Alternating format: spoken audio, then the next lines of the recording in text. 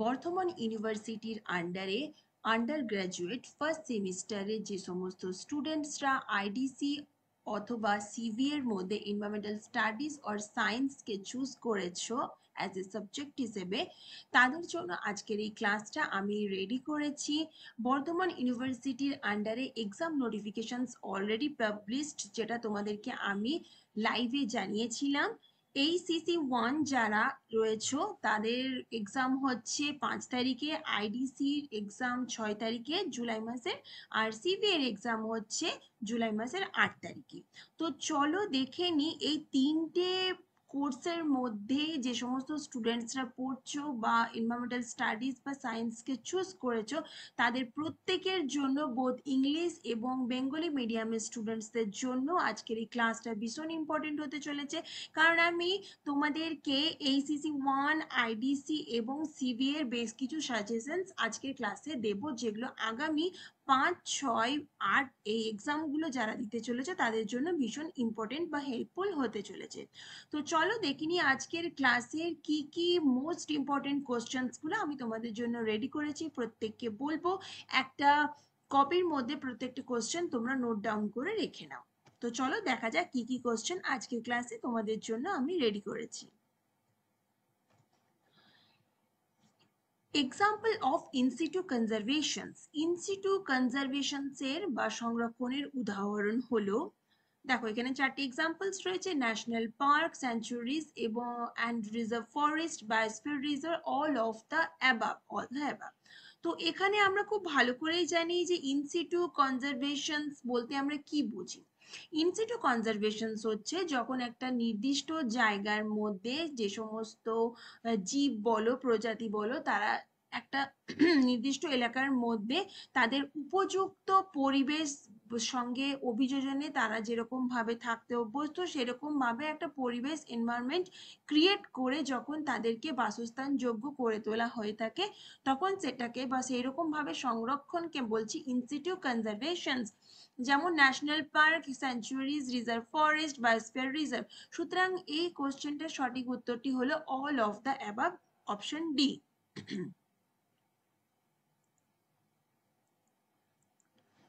Next question, the gaseous layer which surrounds the earth is called. পৃথিবীকে ঘিরে থাকে যে গ্যাসীয় স্তর তাকে কি বলে? আমরা প্রত্যেকেই জানি যে পৃথিবী যে লেয়ারটা, তাকে বিভিন্ন ধরনের গ্যাস দ্বারা একটা লেয়ার তৈরি হয়েছে, যেটাকে আমরা অ্যাটমোস্ফিয়ার বলে থাকি। দেখো এখানে চারটে অপশন ছিল: ট্রোপোস্ফিয়ার, লিথোস্ফিয়ার, অ্যাটমোস্ফিয়ার, ওজোনোস্ফিয়ার। এবং অ্যাটমোস্ফিয়ারটা হচ্ছে এমনই একটা গ্যাসিয়াস লেয়ার যেটা কিনা পৃথিবীকে আচ্ছাদন করে থাকে বা সারাউন্ডিং করে থাকে বা ঘিরে থাকে। আর এই যে ট্রপোস্ফিয়ার, লিথোস্ফিয়ার, ওজোনোস্ফিয়ার, এই তিনটেই হচ্ছে কিন্তু অ্যাটমোস্ফিয়ারের, যদি আমরা ডিভিশনস করি অ্যাকর্ডিং টু লেয়ার, তাহলে কিন্তু এটা আমরা পাবো। সুতরাং সঠিক উত্তরটি হলো অ্যাটমোস্ফিয়ার, যেটা কিনা পৃথিবীকে একটা গ্যাসীয় স্তর হিসেবে ঘিরে রাখে। Which of the following agency published the RAID data book? নিচের কোন সংস্থা RAID data book কে প্রকাশ করেছে? IUCN, NERI, NWAP নাকি CITES? সঠিক উত্তরটি হলো IUCN, যে এই সংস্থা রেড ডাটা বুক প্রকাশ করেছে। রেড ডাটা বুকটা কি?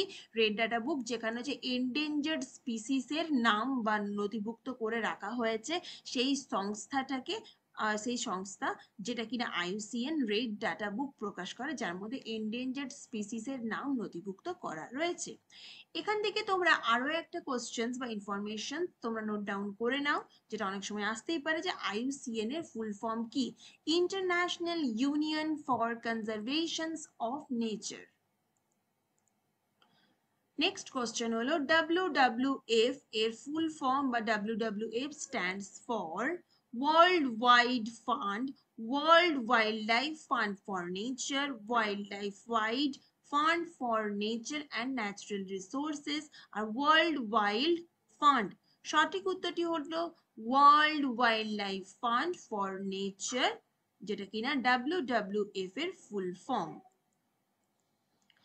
নেক্সট কোশ্চেন হলো The Wildlife Protection Act was established in, বন্যপ্রাণী সুরক্ষা আইন প্রতিষ্ঠিত হয় 1952, 72, 80 নাকি 70 সালে? The Wildlife Protection Act was established in 1972. এখান থেকে তোমরা আরো একটা কোশ্চেন নোট ডাউন করে নাও, যেটা কিনা আমরা প্রত্যেকে জানি যে প্রত্যেকটা অ্যাক্ট একটা নির্দিষ্ট সালে এস্টাবলিশড হয় এবং তারপর সেটা কিছুদিন পর সেটা অ্যামেন্ডমেন্ট হয়। অ্যামেন্ডমেন্ট মানে ওই যে সালে একটা এস্টাবলিশড হয়েছিল তারপরে যদি তার মধ্যে কোনো সংশোধন হয় সেটাকে অ্যামেন্ডমেন্ট বলে থাকি। সুতরাং এই ওয়াইল্ড লাইফ ফর প্রোটেকশন অ্যাক্টটা অ্যামেন্ডমেন্ট হয়েছিল 2022-তে। ওকে, এটা নোট ডাউন করে রেখে।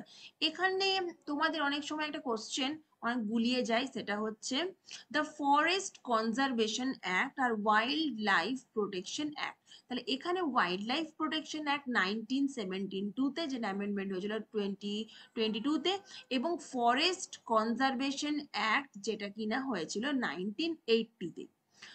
আমার এই চ্যানেলের মধ্যে দেখো তোমাদের এক্সামের মধ্যে বা সিলেবাসের মধ্যে তোমাদের অ্যাক্ট রয়েছে এবং ইম্পর্টেন্ট ডেট বা ডেটস রয়েছে।